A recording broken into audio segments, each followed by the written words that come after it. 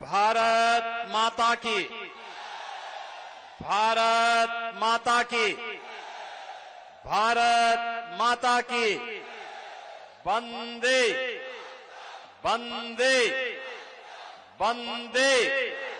सियावर रामचंद्र भगवान की, सियावर रामचंद्र भगवान की।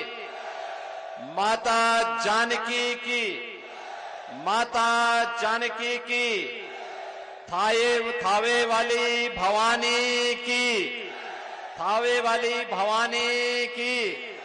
नमः पार्वती पतिये हर हर। भारतीय जनता पार्टी के वरिष्ठ नेता, पूर्व विधायक, प्रदेश के पूर्व महामंत्री और आज के बैकुंठपुर विधानसभा क्षेत्र में एनडीए के प्रत्याशी के रूप में हम सब के बीच में उपस्थित श्री मिथिलेश तिवारी जी, भारतीय जनता पार्टी के जिला के अध्यक्ष श्री संदीप गिरी जी, माननीय सांसद डॉक्टर आलोक कुमार सुमन जी, विधानसभा के प्रभारी श्री राजेश कुमार सिंह जी, संयोजक श्री शुभ नारायण सिंह जी, उत्तर प्रदेश विधानसभा के सदस्य डॉक्टर असीम अरुण जी, विवेकानंद पांडे जी, श्री दीपक पटेल जी, जिला परिषद सदस्य श्री विजय शंकर सिंह जी, विनय यादव जी, विकास सिंह जी, राम नरेश सिंह जी, सुधीर सिंह जी और इसी माटी के सपूत और गोरखपुर उत्तर प्रदेश के वरिष्ठ नेता श्री अवधेश सिंह जी, भारी संख्या में बैकुंठपुर विधानसभा क्षेत्र से जुड़े हुए सभी मेरे गोपालगंज के बहन और भाइयों, मैं सबसे पहले इस पावन धरा को, जिस पर थावे वाली भवानी की असीम कृपा है, कोटि कोटि नमन करते हुए आप सभी का इस उत्साह के लिए हृदय से अभिनंदन करता हूं, आपका स्वागत करता हूं। बहन और भाइयों, ये मेरा सौभाग्य है कि मुझे मां जानकी के मायके के प्रदेश बिहार के विधानसभा चुनाव के बहाने अपने बिहार के बहन और भाइयों के साथ संवाद करने का अवसर प्राप्त हो रहा है। बहन और भाइयों, बिहार की अपनी गौरवशाली परंपरा रही है। याद करिए, बिहार का नौजवान देश और दुनिया में जहां कहीं गया, अपनी प्रतिभा का लोहा मनवाया है। अपनी बुद्धि, अपनी मेधा से उस क्षेत्र की समृद्धि में योगदान किया है। बिहार के नौजवान ने अपने स्तर पर पूरा प्रयास किया, लेकिन बहनों और भाइयों, बिहार का नौजवान जो कुछ भी किया है, अपनी परंपरा, अपनी विरासत को ध्यान में रख करके हमेशा किया है। क्योंकि ये धरती, इसने तो महात्मा बुद्ध को भी ज्ञान प्रदान किया था। ये वही धरती है जिस धरा पर 24वें तीर्थंकर भगवान महावीर का जन्म हुआ था। ये वही धरती है जिस धरती ने महाराजा कामेश्वर सिंह को जन्म दे करके शिक्षा, संगीत और जीवन के प्रत्येक क्षेत्र में कैसे विकास के कीर्तिमान स्थापित किए जाते हैं, यही धरती है जिसने मैथिली और भोजपुरी की छठ की परंपरा को वैश्विक पहचान दिलाने वाली शारदा सिन्हा को जन्म दिया। ये वही धरा है जहां मैथिली संस्कृति को वैश्विक पहचान दिलाने वाले महान विद्वान साहित्यकार विद्यापति ने जन्म लिया था। ये वही धरा है जिसने देश को पहला राष्ट्रपति डॉक्टर राजेंद्र प्रसाद के रूप में दिया। ये वही धरती है जिस धरती ने जननायक कर्पूरी ठाकुर और लोकनायक जयप्रकाश नारायण को भारत को दिया था, भारत के युवाओं को दिया था। बहनों और भाइयों, उसी बिहार के सामने पहचान का संकट 1990 से लेकर के 2005 के बीच में किसने खड़ा किया? यही कांग्रेस है, यही आरजेडी है। याद करिए, इन्हीं लोगों के कारण बिहार पिछड़ता गया, पिछड़ता गया, पिछड़ता गया, बीमारू हो गया। याद करिए, यही आरजेडी का शासन 15 वर्ष के कुशासन ने जातीय संघार करते हुए कई बड़े बड़े दुर्दांत नरसंहार, जातीय नरसंहार बिहार के अंदर करवाए थे।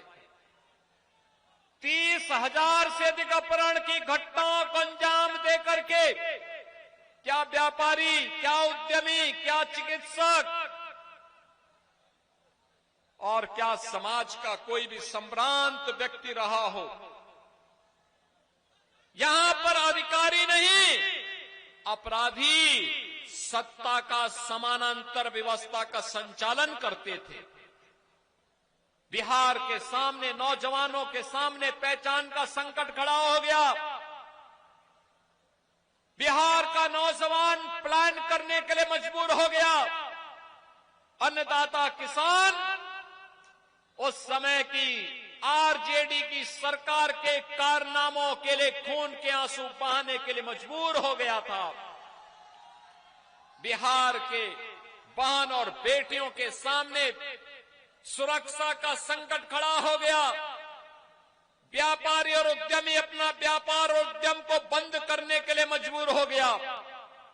उन स्थितियों में 2005 में बिहार के नौजवानों ने, अन्नदाता किसानों ने अंगड़ाई ली। नीतीश कुमार जी के नेतृत्व में एनडीए की सरकार बिहार के अंदर बनी। बहन और भाइयों, पिछले 20 वर्ष में सुशासन की एक आधारशिला खड़ी हुई। इन 20 वर्षों की आधारशिला पर एक विराट और विशाल समृद्ध बिहार की इमारत खड़ी करने के लिए फिर से बिहार के अंदर एनडीए की सरकार आवश्यक है। इसी बात का आह्वान करने के लिए आज मैं आपके पास आया हूं। आप याद करिए, गोपालगंज और उत्तर प्रदेश तो मिले जुले हैं। एकदम कुशीनगर का हमारा जनपद गोपालगंज से सटा हुआ है। बहनों और भाइयों, पता ही नहीं लगता। गोपालगंज के लोग सुबह जाते हैं, दोपहर में वहां खरीदारी करके फिर वहां का दोपहर का लंच गोरखपुर में लेकर के वापस गोपालगंज वापस आ जाते हैं। मेहमान कोई घर में आया, घुमाने के बहाने गोरखपुर लेके जाते हैं, वहीं खरीदारी करते हैं, रात्रि का भोजन करते हैं, फिर रात्रि के लिए गोपालगंज वापस आ जाते हैं। एकदम मिला है, एकदम एक दूसरे का सहन जैसा है। और इसीलिए तो बिहार के अंदर सिवान भी एक जनपद बन गया, यानी एक दूसरे से जुड़े हुए हैं, कहीं भी कोई भेद नहीं।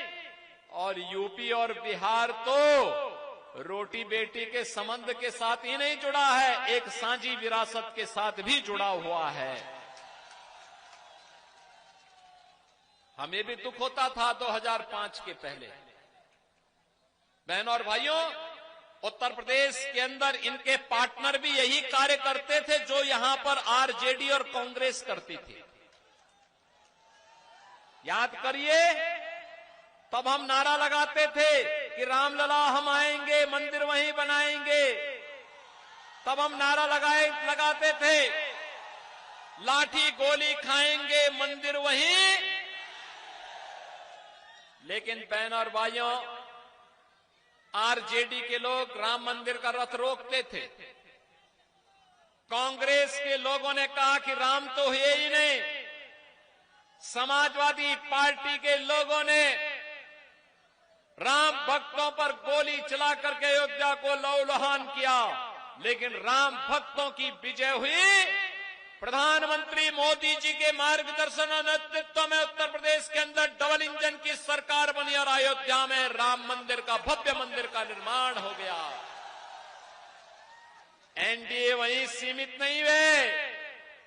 अगर अयोध्या में रामलला का मंदिर बनेगा तो सीतामढ़ी में मां जानकी का भी भव्य मंदिर का निर्माण होगा। अयोध्या को सीतामढ़ी के साथ जोड़ेंगे और जोड़ने के लिए 6,155 करोड़ रुपए की लागत से राम जानकी मार्ग का निर्माण का कार्य भी युद्ध स्तर पर आगे बढ़ चुका है। बहनों और भाइयों, ये है विरासत का सम्मान, ये है आस्था का सम्मान। क्या ये काम कांग्रेस कर पाती? क्या ये काम आरजेडी कर पाती? और क्या ये काम उत्तर प्रदेश में इनका पार्टनर समाजवादी पार्टी करता? आज बिहार में क्या नहीं है? कनेक्टिविटी, रोड की कनेक्टिविटी है, रेल की सुविधा है, मेट्रो भी आना प्रारंभ हो गया है, एयरपोर्ट है, वाटर वे का निर्माण हो रहा है, मेडिकल कॉलेजेस बन रहे हैं, इंजीनियरिंग कॉलेजेस की एक श्रृंखला खड़ी हुई है, एनआईटी, आईएम, आईआईटी, एम्स, आज ये सब बिहार में है। बहनों और भाइयों, इसमें और गति देनी है, बिहार को और गति देनी है। विकास भी होगा, विरासत का भी सम्मान होगा और गरीबों का भी कल्याण होगा। आप याद करिए, करने की इच्छा शक्ति होनी चाहिए। जिसको नहीं करना होगा वो समस्याओं को गिनाएगा, जिसको करना होगा वो समाधान लेकर के आएगा। मोदी जी ने करना था तो समाधान लेकर के आए। 80 करोड़ लोगों को फ्री में राशन की सुविधा का लाभ, 50 करोड़ लोगों को देश भर में 5 लाख रुपए की स्वास्थ्य बीमा, कहीं भी जाइए 5 लाख रुपए का आयुष्मान कार्ड आपके लिए खड़ा है, उपचार की फ्री में व्यवस्था।